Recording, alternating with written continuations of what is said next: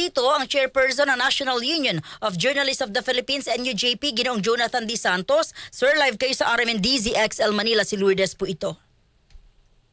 Ay, magandang hapon, Lourdes. Salamat po sa imbitasyon sa programa niyo ngayong hapon. At yun, magandang hapon po. Oo, meron na pong order. Hindi ko alam kung masyadong matagal na ito. Dapat noon pa, no? Pero dahil bumagsak yung performance rating survey ng ating administrasyon, sabi ko ni Pangulong Marcos, alamin niyo na kung saan galing yung mga fake news na yan at ano yung gagawin ng ating pamahalaan. Is it napapanahon? Maganda or ito ba'y politika lang dahil tinamaan na yung gobyerno? Ay, opo. Actually, maganda po yung tanong ninyo, no? Kumbaga, we agree naman na issue po talaga itong misinformation, itong disinformation. At matagal na po tayong nagtatawag din talaga ng action dito. Pero sa isang banda, no, maaring yun nga po, maaring politika yung naging dahilan o nag-udyok, no, para sa ganitong order, no, na war on fake news. Na mas maganda sana kung ang pinanggagalingan ay hindi yung dahil nabawasan yung confidence o nabawasan yung kumbaga satisfaction rating, no, sa gobyerno, pero para kung mas maganda kung ang motivation yan ay para makakuha ng tamang impormasyon ang publiko, no. Bagamat yun nga po, naintindihan naman natin kung bakit ganyan yung naging kautusan. Ang madalas po natin o ang palagi po nating warning sa ganyan yung mga kampanya ay pwede po rin kasing gamitin yung ganyang order laban naman sa legitimate na criticism o legitimate na dissent, no? At kaya nakakabahala din yung ganito. Bagamat yun nga po, naintindihan natin na yung mga, let's say, fake news purveyors, no, itong mga operator na ito, ay nakakagulo po talaga sa diskurso, nakakagulo talaga sa usapin, no, ng mga sa publiko. Pero yun nga po, siyempre, kumbaga, wary tayo sa ganito mga hakbang. Pero maiging prangka ako, Ginoong D. Santos, hindi ba nakinabang naman talaga si Pangulong Marcos sa fake news? Meron pong pag-aaral, no? I think yung Vera Files noong kasagsagan ng eleksyon. Opo. Na ang nahanap nila ay karamihan ng target ng fake news ng panahon na yon, ng disinformation ng panahon na yon, ay yung opposition, particular, si Leni Robredo, at pati nga po yung ibang mga opposition groups. So, masasabi po natin na hindi po kayo nagkakamali naman sa inyong sinasabi. Pero sandali, paano natin malalaman yung fake news na pinakikilos niya yung DICT para alisin? Kasi when you say fake news talagang malinaw, no, na hindi totoo. Kaya lang, baka ang sinasabi ito totoo, kaya lang atake naman sa gobyerno. Hindi ba ito ay paglabag sa malayang pamamahayag? Kasi hindi malinaw what is this fake news? Ayun nga po, potentially ay may potential na paglabag yan sa karapatan natin mamahayag o maglabas ng opinion, Pero siguro po, kailangan din pinuhin. Meron naman din kasi nilalabas na mga post, no, may mga video na malicious din talaga ang parang layunin, para yun nga, manira, lalo na kung splice o Siguro po, yun pwede sigurong tingnan kung paano malalabanan, Pero, yun nga po, ang problema ay pwedeng kumbaga genuine naman, valid naman na sa loobin, yung nilalabas ng tao, Siguro isa pong pwedeng tingnan ng pamahalaan or mas maganda actually kung titingnan ito ng civil society ay kung yung mga opinion ba na ito o yung mga post na ito ay coordinated, kumbaga parte ba ito ng isang disinformation campaign, dahil siguro matitrace naman po yung mga networks na ito. In fact, may mga kasama tayo sa industriya, o yan, may Harasner. Meron na silang mga ganyang kakayahan, may ganyan sila pag-aaral na kumbaga nila lahat kung sino nagkakalat itong mga disinformation na ito. Pero I think para sa media industry or para sa media sector, particular para sa NUJP, mas maganda kung ang gagawa ng mga ganitong hakbang ay mga organisasyon o kaya kasama, katulong ang akademya, nahiwalay sa gobyerno dahil bagamat pwedeng sabihin natin nag-agree tayo ngayon sa ganitong hakbang o nag-agree tayo ngayon na dapat kumbaga mabawasan yung ganitong mga gawain. Madali po kasi magbago yung kumbaga political winds. Pag nagbago yan, maaring tayo naman din ang matarget mo. Hindi naman po siguro kayo sa atin na Tama. Sa nakaraang administrasyon, meron po talaga din mga newsroom, meron mga legitimate na let's say journalist, no, na tinarget din po talaga at tinawag na fake news. At ayun po yung mga iniwasan natin na biglang gamitin ito sa pagsupin naman ng malayang pamamahayan. Kung ito ay utos na ni Pangulong Bongbong Marcos, nainiwala ho ba kayo na talagang malala ang fake news ngayon sa bansa? Oo. I think since before 2016 ay medyo problema na po talaga siya.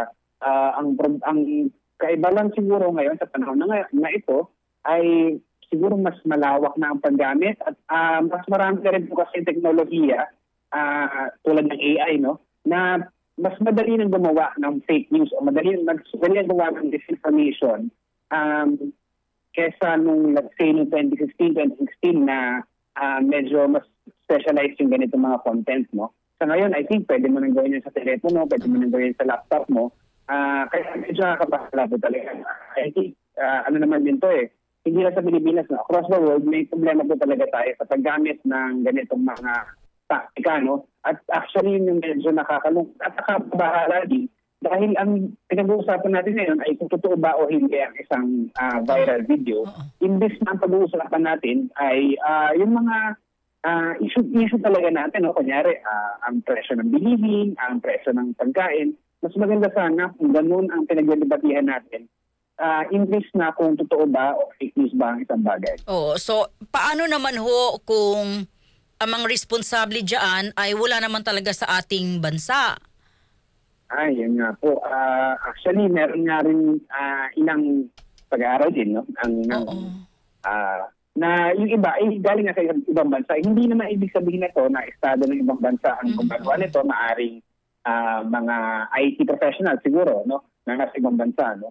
I think maganda rin pag tingnan niya ng pamahalaan. Mas may poder sila na tingnan yan in terms of foreign influence, no, dahil may ibang bansa po talaga na naglulunsad ng mga kampanya para ma-influensyahan yung public sentiment, no? At yun nga po nakakabahala yan. Siguro, kung ganun ang focus ng pamahalaan, medyo mas kampante tayo. Ulitin ko lang sir, yung focus na ito ng administration ni PBBM na maging malinaw, linisin yung ating mga social media sa fake news, ito isang magandang direksyon. Maganda siya sa abstract, no? Parang bilang ideya o sa ideal, maganda po siya, no? Kaso nakita naman po natin kung paano ito ginagamit at least nung nakaraang administrasyon na pag critical ka, ay babantagan ka ng fake news o na mananira lang sa gobyerno. At yun po ang medyo iniiwasan talaga natin, ano? Although yun nga po hindi natin mapagkakailan, problema po talaga yung ganitong yung disinformation at misinformation. But this order, do you think ito po ay konektado sa politika? Dahil ang babao lahat ng kanyang mga pambato sa eleksyon, hindi halos nakapasok sa top 12. Ilang 2 linggo, 3 linggo na lang, eleksyon na. Ang pagkakaintindi ko po, ang posisyon ng palasyo ay yung pagbaba ng satisfaction ratings o yung tiwala sa pamahalaan, o yun ang tinamaan ng fake news. Hindi ko po, mahirap pong magkomento sa particular na mga kampanya ng mga kandidato, no?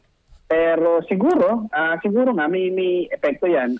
In fact, kung titingnan po natin, may iba namang hindi naman miyembro ng administration slate na pinatarget din itong mga malicious videos na ito, no? At yun nga, nagreklamo rin sila. Siguro maganda rin po kausapin yung mga social media platforms para hindi nga polisin, ano? Pero parang, kumbaga, linisin nila yung platform nila, no? Siguro mas medyo mas okay pa rin po yun kesa sa government regulation mismo. Oo, kaya lang huli na lang po kasi ang dami na talaga ngayon ang kanila pong trabaho ay content creator. Opo. Honestly, no, talagang kahit nasa bundok, nasa dagat, content creator na siya. So paano natin masasawata yun when we're talking about fake news? Ayun po, siguro yung maganda rin tingnan yung pagdami ng content creators. Well, tama po kayo, no? Parang halos kahit sino na ay vlog or naglalabas ng reels, no? Baka pwede rin po natin tingnan na kumbaga ay sign ito o parang kumbaga kasi baka kakulangan din po talaga ng pera dahil yung content creation para sa iba ay nagiging magandang source siya ng income. No? So siguro, maganda rin po tingnan kung baka naman may pwedeng gawin yung gobyerno para gumawa ng mas maraming trabaho o na mas magandang trabaho para yung mga kababayan natin ay hindi na, let's say, mapilitan no, na mag-content creation. At lalo na yung kumbaga, yung kakagat sa mga ganitong mga estilo. No? Dahil kung nakatandaan niya po, nitong siguro mga last 2 months siguro, meron po inaresto sa Cebu sa pagbabakalat nga raw po ng fake video. No? At sabi niya, parang pang extra gastos daw niya at konti lang naman ang kinita niya ron. No? Siguro maganda rin po tingnan kung sino ang nagbayad sa kanya para gawin yun, di ba? Kung sino ang nag-undyok sa kanya, kung ano yung kumbaga, kung ano yung social media network, for example, na kumbaga, kasi ang problema rin po dito, maaring ang titingnan natin ay yung particular lang na content creator, particular lang na vlogger.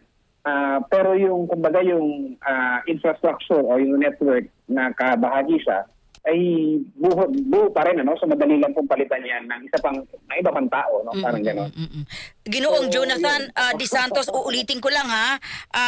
Hindi naman natin minamaliit din, ano po, like tayo, yung mga content creators or yung mga ginagawang content. Kasi napansin ko lang ngayon, lahat talaga, pag tinignan mo yung kanila mga profile work or job, content creator. Pero ang kanyang mga video, pinagkukopya sa mga artista, pinagkukopya kahit saan. Ibig ko sabihin, yung legal na usapin at yung yung ethics, wala na rin doon. Ay, opo. Kumbaga, hiwalay na usapin pa kung yung sa trabaho, no? Pero tama po, no? May mga content creators talaga na una-una, hindi na nga usapin ng ethics. Kumbaga, yung iba ay malicious po talaga yung nilalabas, no? At yun yung nakakabahala, no? At mas maganda sana kung yung mga social media platforms mismo ay may mekanismo para ma-take down yung mga ganitong content, no? Actually, pero dahil nga wala or dahil kulang, baka kaya rin naisip ng palasyo, no, na gamitin yung pamahalaan para sa ganitong campaign. Ano? Pero again, ang matagal na rin naman pong sinasabi ng mga disinformation researchers ay dapat po pagtulungan ito ng media, ng academe, at ng civil society at siguro ng tech platforms na rin para i-expose yung mga networks mismo, hindi yung particular lang, hindi yung nag-iisa lang na content creator, no? So mas ganun po. Again, naiintindihan po natin yung kumbaga naiintindihan natin yung maaring motivations na pala sa ganitong order. Pero sa particular po ulit ay delikado po ito. Kasi maaaring siyang gamitin pwede siyang baliktarin pag iba na ang hangin sa politika. Oo. Ginoong Jonathan De Santos, sir, maraming salamat. Mabuhay po kayo. Magandang hapon po. Maraming salamat po at salamat po ulit sa invitasyon. DZXL